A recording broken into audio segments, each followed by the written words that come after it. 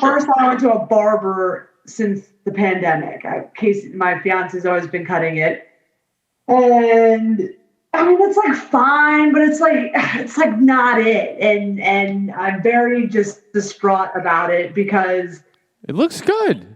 I think it looks good. Granted, I didn't see what it looked like before, but I can say that it looks good now. Well, I appreciate it.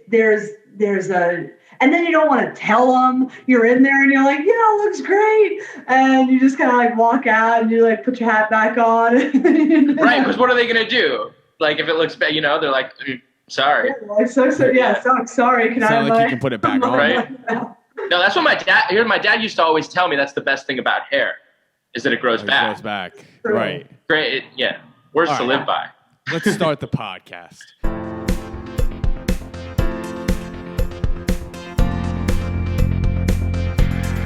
We are friends from Craigslist. Woo! Ooh, that was fire! Yeah. What's up, podcast? Welcome back to another episode. We're back. It feels so good to be back. I did not have a voice last week. That's why we didn't have an episode. But finally, we're back at it. Please continue to rate and review on Apple Podcasts, Spotify, wherever you listen, and check out the YouTube channel as well as the TikTok and the Instagram. We have a really special guest today. It's oftentimes we focus on filmmakers and musicians and people that are trying to make it in the creative arts and the creative world. But we, much like America, we never really stop to appreciate people that are so much underappreciated and underpaid and undervalued. So this gentleman we have on the show today, he's a teacher. He's a really great person. And he's a lot of fun. Noah Garson. What up? Thanks, Matt. Appreciate it. It's great to be here. I'm glad I could be on today. It feels like we're between two ferns. You're just missing one. Yeah, it does right now. I know. I've got one over here.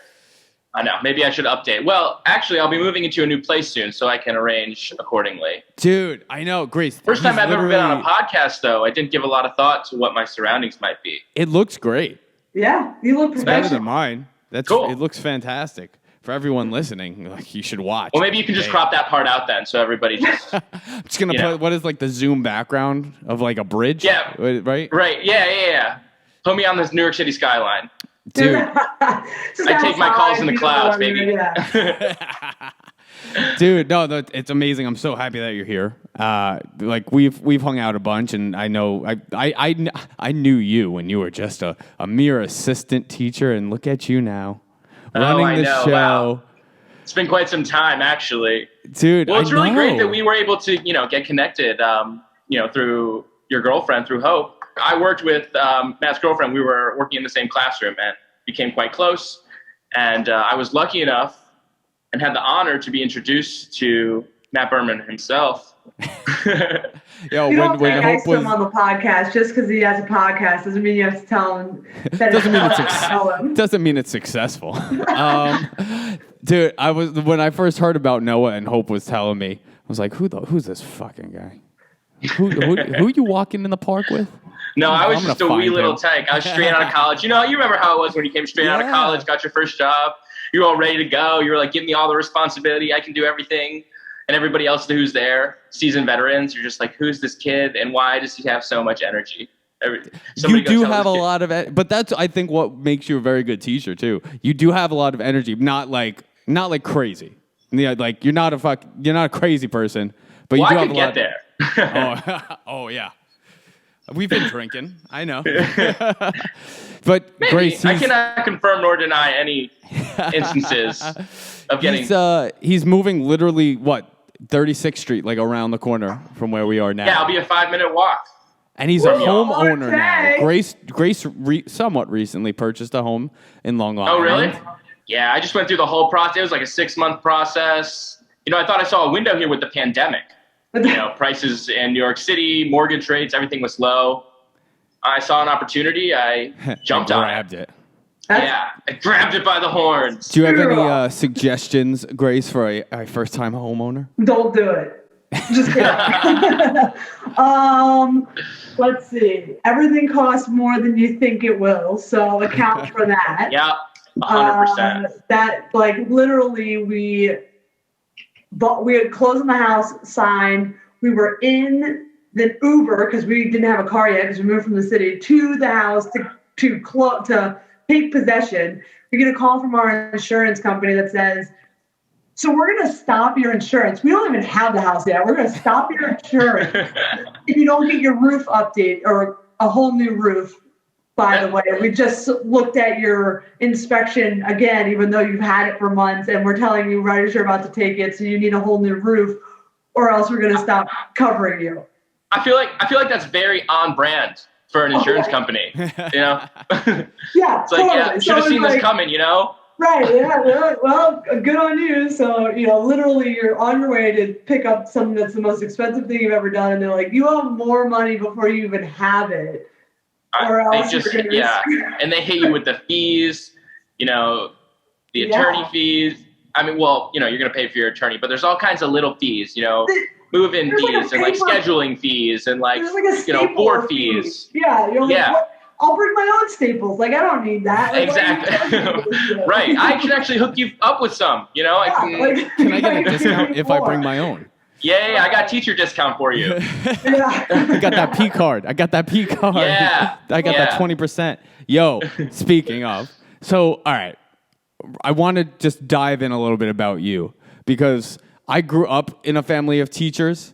And Grace, your family teaches with the pottery shop that they own. Well, that's cool. And hey, for everyone that doesn't know, Hope's got Grace has a family business. Now I got Hope on the brain. You're always thinking about her. It's a good thing. It's my downfall. So cute. But I always looked at my parents and they of course they work so hard. They're retired now, but I've all the stories from teaching and all the long hours. And I remember my mom got her master's and she was teaching and then she got her doctorate. So this woman would never stop working. So what got you into being a teacher? Because when I talked to my mom, they're like, oh, well, maybe I could be a teacher. She's like, you can't teach unless that's what you want to do. Because it's not like a side gig, really, if you really want to be serious about it. What got you into teaching? I totally agree. Oh, what got me into teaching?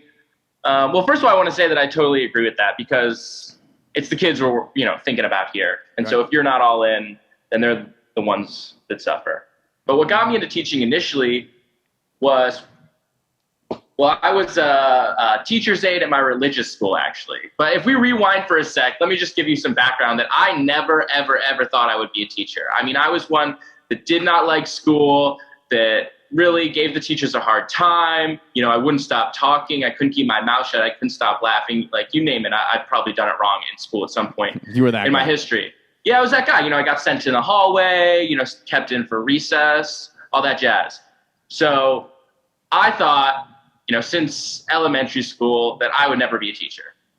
And then now I'm in middle school and I have this opportunity to be a teacher's aide to make a little cash on the side at my religious school. I'm Jewish, by the way.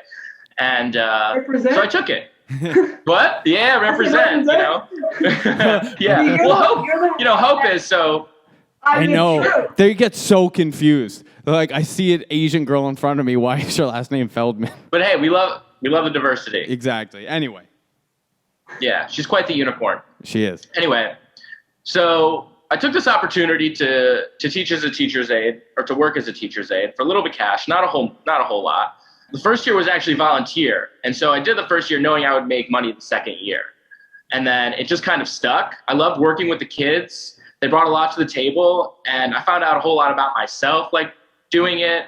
And, they're very formative years. So when you're put in a position of, I wouldn't quite call it authority, but when you're put in a leadership role, for those younger than you, it helps you reflect, and to have that opportunity at the age that I did, I think was really beneficial to me. And it helped build that bond between me and teaching that is still there. So when I applied to Syracuse, which is where I went for undergrad, I applied to the School of Education, which was actually my third choice because I knew I had the credentials for it, because I had worked this job for 5 years in high school and middle school.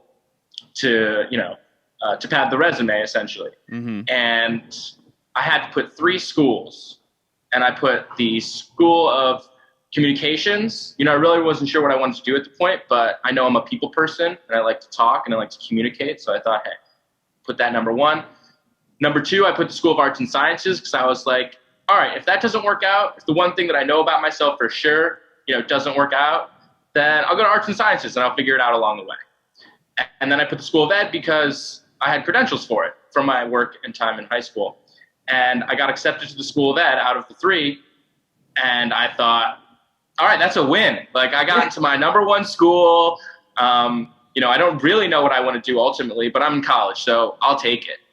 And then once I started my program, I fell in love with it even more, and then the rest is history. I ended up getting my first job working with Hope here in New York City. And you work with like younger, right? Is it what age are you working with, or have you been working with? So I'm right now working with 4 and 5-year-olds, and I've worked with every age group up to 2nd grade during my placement time in undergrad and in grad school. I think my target age is preschool to 1st grade. So preschool, kindergarten, 1st grade. I really enjoy that age. They're really malleable, their minds, and they're able to, I'll just use the phrase that everybody hears. They're like sponges, and it's just great to see the impact you can have on a ground level. You can see the change happening. Dude, maybe this is also why I'm not a teacher. Is there... Hope comes back. So now she's doing a summer program, and she comes back, and I'm sure it is quite rewarding because, like, when I would teach private saxophone lessons and I saw my students getting better, it made me feel good. It made me feel like I'm making a difference, right? But with your students, the amount of times that Hope gets peed on, and I can't say I haven't. I cannot say that hasn't happened to me. I'd just be like, no, I quit. I'm done. I'm done. Like it's amazing to me that I think back to when I'm that age, and I suppose I did that too. But is there a lot of that? Is there a lot of that? There really is. There really is. Mostly with the younger ages, because I'm with 4 and 5-year-olds. How do you keep your cool? How do you not throw the child out the window? What do you? Well, with the 4 and 5-year-olds, they're old enough to kind of know what's going on. They're like, oh, I just had an accident. And then you can handle it more like you would with, you can talk to them like an adult more. So you can be like, all good. Let me get you change your clothes, head into the bathroom. I'll be waiting outside if you need me for anything. Okay. And they mostly take care of it by themselves. But if you're working with younger ages, younger 4s, maybe 3s or 2s, it just has to be what you want to do. Again, you said you can't really be a teacher unless you really want to do it. That comes with the territory. That nurturing instinct you kind of have to have, because that's why I think you don't see, if you're a good teacher, you don't see them getting so worked up about it, because they know, all right, they're kids, they're going to be there too, and they knew what they were getting into. I can understand that how it's frustrating sometimes. I'm sure. Especially when you have a perfect storm. You've got one kid over here who, just had an accident, and you've got one kid on the other side of the room who's dumping sand all over the place, and then maybe another kid on the other side of the room that's stirring the pot with some other kids that are playing. And, that's when you really have to start delegating and building that team rapport and understanding so that people then, can put those fires out as best they can based on their strengths. So I would go to whatever situation I think I could handle best, and then, my co-teacher would go to whatever situation they thought they could handle best. Right. But I think it's really a team effort there most of the time. So do you have a secret sauce or something that really works for you and the kids? Someone had to have invented Quiet Coyote at some point, and that stuff stuck. Do you have any secret tricks that you're like, I do this, and boy, does it work like a charm? Well, I've got a lot of those tricks. I got on my toolbox. You've got a toolbox of those kinds of strategies to help you with the behavioral management, the classroom management. I like to sing a lot. And if I start a song, a lot of the songs that I sing are actually songs from my own childhood, songs that my dad played for me. And I remember loving them. It's amazing. Like, I don't have children, obviously, and I don't deal with children on a daily basis. But even like when I hear from Hope too, it's amazing how if you tell a kid like line up, she actually told me this example really recently. She was like, if you go ahead and tell a kid like line up on the wall because we have to wait, they're not going to do it. But if you sing some shit, they'll be like, oh, for sure, we got to line up on the wall. Like, it's amazing. It's like it's hypnotizing. Yeah. It's so cool. It helps with their retention for, a multitude of things across the board, not just with following directions, but, if they're learning any new information, it helps with their retention. I mean, think about what you remember from your youngest years in school. You remember the song that helped you remember the states and, the song that helped you remember the presidents. Schoolhouse Rock. And the planets. Exactly. Because that's what sticks. That's what gets caught up in your brain, and it's hard to forget it. Now, do you do anything to kind of like mess with the kids? Now, what I mean is things like this is where teach Grace them comes the in. alphabet. Yeah, how do you F with them? Like teach them the alphabet backwards, so then they forever go through their life thinking the alphabet goes Z, Y, X, W, and not actually tell them it's the other way. Obviously appropriate messing with children, but little things like that, just Yeah, so I mean, I definitely love having a good time with them. Yanking their, giving them a hard time, and they can to an extent, but that kind of understanding of sarcasm doesn't come in to play. You don't really develop that until you're 8 to 10 years old. So a lot of times we'll be you could joke with kids, or and it's like it's hard to understand. They don't understand it, but like you understand it, so you think it's funny, and then because you think it's funny, right? Exactly. But since you think it's funny and you're laughing, kind of laughing at your own joke, the child will also do so because you're a person that they trust and an adult in their life, so they'll match your affect to a sense. But I can tell you this one time that I was messing with a kid. It just kind of came out, but I thought it was just perfect. Somebody was building some blocks in the block area, right? And this is he's an older 4 going on 5. So he's building some blocks and it crashes down. And I walk over, no big deal if it crashes down. Our rule is you just have to either put the blocks back on the shelf or rebuild it or build something else with them. Mm-hmm. And so I walk over and I say, we'll call him Jimmy. I'll say, hey, Jimmy, for the sake of the story. So I said, hey, Jimmy, you can either clean up the blocks or you can put them back on the shelf. What would you like to do? And what came right out of his mouth was this. He said, Mr. Garson, you look like a hot mess. And then before I could even register what had happened, it's like my brain and my mouth connected before. And I just said, you know what, Jimmy, your block structure looks like a hot mess. And I was like, because I had to come back at him with something. I love that, yeah. Which is kind of like, a fun way to joke around. And he laughed because I think he obviously heard that somewhere or, knew, saw it being used and decided to try it out. Mm-hmm. And so, yeah, that I thought that was a pretty funny situation. And I always find it when like kids say the darndest things type of situation. Like I think there was a kid that Hope had in her class last year, and the kid was like, "Hey, Hope, do you want to hear something that my sister told me?" And she was like, "Yeah, sure." But the kid was like, really like down here, and she goes, "What?" The kid's like, "I have to whisper it." And so Hope goes in really close, and the kid starts rapping wet ass pussy into Hope's ear. And Hope's like, oh my God, okay, but maybe you should keep that to yourself.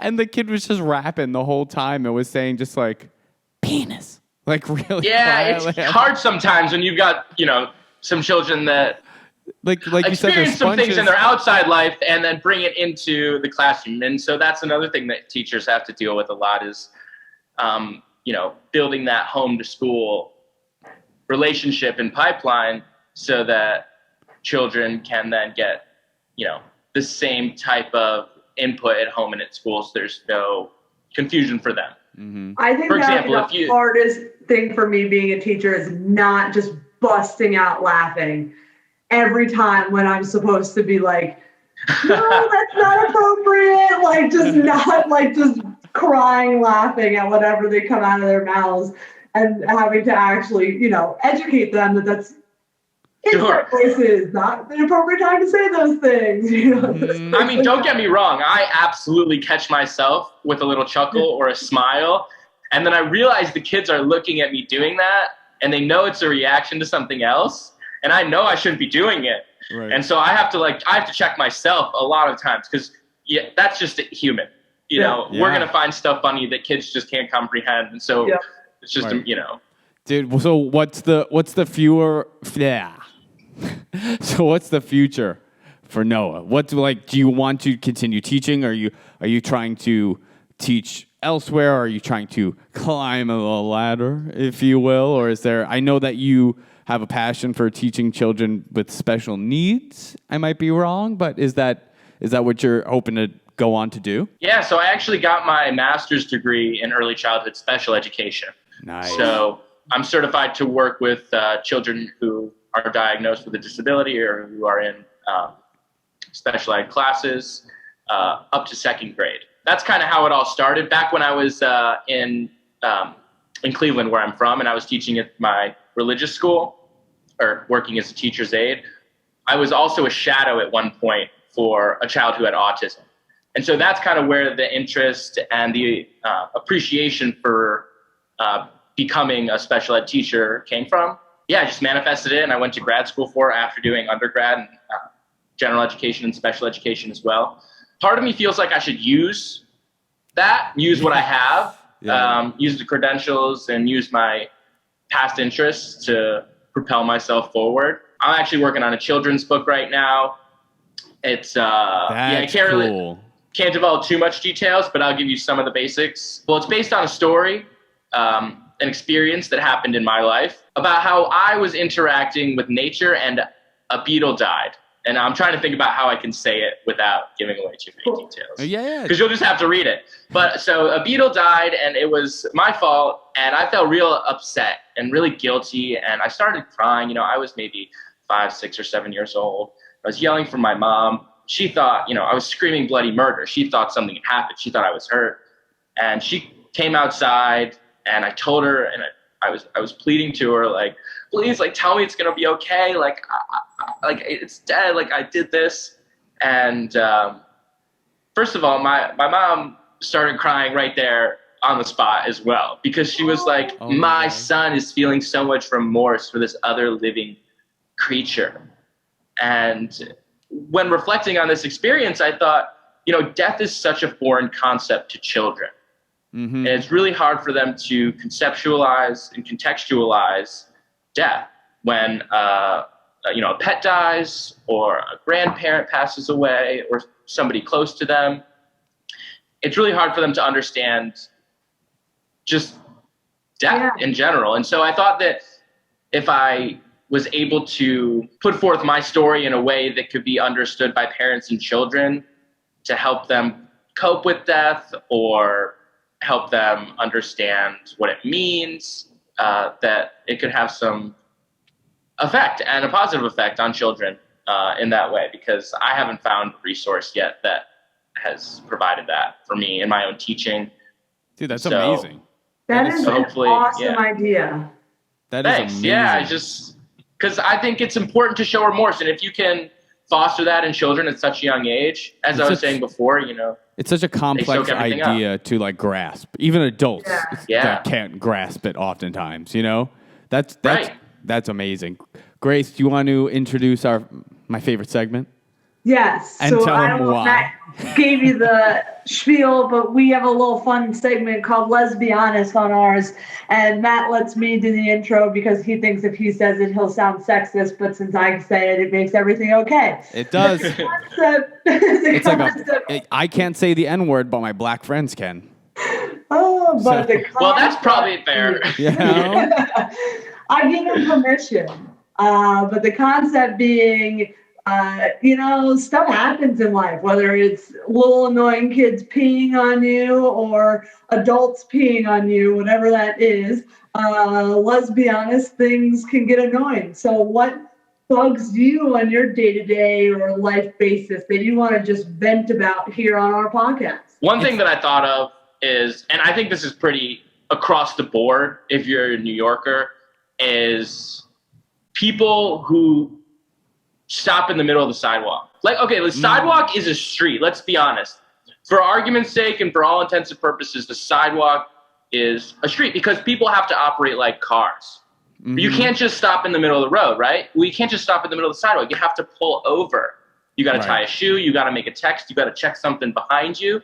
Just pull over because people are going to walk into you. Yeah. And I don't want to walk into you, you know? And it's always, you know what is the worst too? When that person stops right in front of you and then you go around them, you're like, ugh. And then they're on your ass when you're like, yeah, walking, because they don't know where they're going anyway. Right, because they were already going the right way. It drove me. It happened to us today when we called you, or no, when you called and we left that restaurant. There was this girl with flip flops, and you hear that behind you like the whole time. So she was on our butt the entire time, just, and then I'm like, whatever, move over. When I think Hope was on the phone with you, and then she stopped dead and was like, stop dead, like on her phone. I'm like, dude, really? You cannot be doing that. Like, you can't be doing that. Oh, it can. And everyone knows it. And everyone's irritated when it happens to them. And yet it still happens so much. How is that possible? I know. No. I really do. I like when I'm like a car, I turn to the left, turn to the right to check my peripherals. It's like my blinker. And then I pull over, right? And then you can text. You can do whatever you want. Right. Just, you wouldn't text and drive. That's illegal. So... It's like didn't they try to make texting and walking like a thing, like a fine at one point? I heard about that. I've heard about that. I think it's a thing. It should be. Sometimes. Okay, but if we're being honest though, I might get fined. Let's be real. I would too. Oh, yeah. So I'll be mad about it when someone else does it and runs into me, but I'm better at doing it than other people. That's a problem. Well, of course, isn't that just the way of the world? Right. It's everybody. It's everybody else's fault when it's done to you, and then as soon as you do it, it's like, oh, how could I be responsible for this? Right.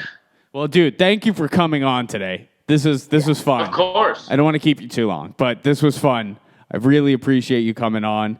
And of course, go on the website because now we have merch. I didn't forget because I always forget. And Grace has to say it. Now there's merch. There's 2 shirts that you can get for Friends from Craigslist, and we're gonna get you a shirt. That'll be one of your housewarming gifts.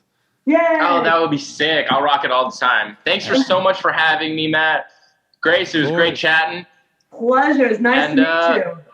Yeah, you as well. Hopefully, I'll be back on soon enough.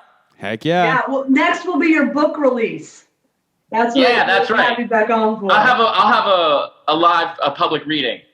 We want to be for the your first. audience. We want to be the first. We'll all sit on like the floor in the living room and just listen to you read. That'll be the whole episode. Yeah. You're gonna have to perform as if you were a 5-year-old. I do that on the daily. Perfect. Boy, can I relate. All right. Thanks again, Matt. Thanks again, guys. Grace.